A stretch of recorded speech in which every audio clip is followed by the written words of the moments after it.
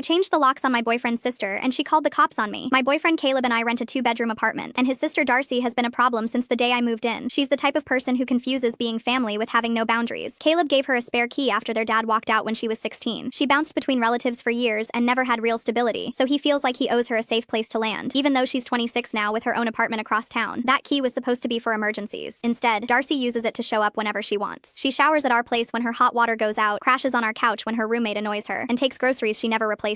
She never texts ahead, just appears. 2 months ago, I started noticing things that didn't make sense. A towel folded neatly on the bathroom rack that neither of us used. The guest room door closed when I always leave it open. A faint cologne smell that wasn't Caleb's lingering in the hallway. I thought I was imagining things until I came home early on a Wednesday because I felt sick. I unlocked the front door and heard voices coming from our guest room. 2 people talking casually like they'd been there for hours. I walked down the hall and opened the guest room door. A man and woman I had never seen in my life were sitting on the bed with their suitcases cracked open, clothes hanging in the closet, toiletries lined up across the nightstand like they were on vacation. They looked at me like I was the intruder. The woman smiled and said, "Oh, are you Darcy's roommate?" She said you wouldn't be home until 6. I asked them what exactly they were doing in my apartment, and the man pulled out his phone and showed me a listing. Our guest room, professionally photographed, posted on a short-term rental site at $70 a night under Darcy's name. She had been renting out our guest room to strangers while Caleb and I were at work. I told them they needed to leave immediately. They started packing without arguing. While they gathered their things, I scrolled through the listing on the man's phone. It had been live for 6 weeks. There were 11 reviews from 11 different strangers who had slept in our home while we had no idea. Some of the reviews said the kitchen was spotless, and the host left fresh towels.